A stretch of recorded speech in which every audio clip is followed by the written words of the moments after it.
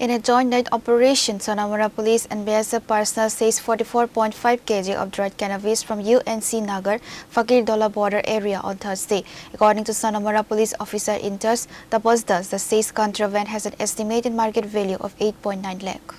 In a major anti-narcotics drive, a joint operational team comprising Sonamara Police and Border Security Force personnel seized 44.5 kg of dried cannabis during a night patrol along the UNC Nagar, Fakirdola and Fakirdola border on Thursday night. Sonamara Police Station Officer Indus Tapasdas confirmed the recovery, stating that the seized contraband carries an estimated market value of approximately rupees 8.90 lakh. আমাদের সোনামুড়া থানার অন্তর্গত যে UNC নগর, বাতাদুলা এবং ফকিরাদুলা border root আছে, এখানে patrolling করার সময় huge quantity dry গাঁজার প্যাকেট উদ্ধার করা হয়, যেগুলি জঙ্গলের মধ্যে লুকানো অবস্থা ছিল এবং যারা স্মাগলাররা আছেন এগুলি বাংলাদেশে পাচারের উদ্দেশ্যে এখানে রাখা ছিল বলে অনুমান করা হচ্ছে।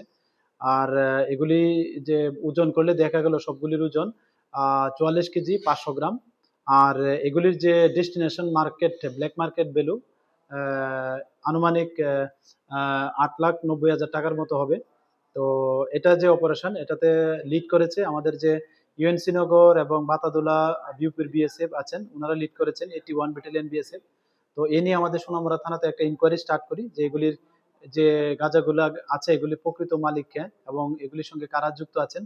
তো এগুলির সঙ্গে যারাই আমরা যুক্ত থাকার প্রমাণ পাওয়া যাবে, আমরা অবশ্যই তাদের এগেইনস্টে লফুল অ্যাকশন নেব।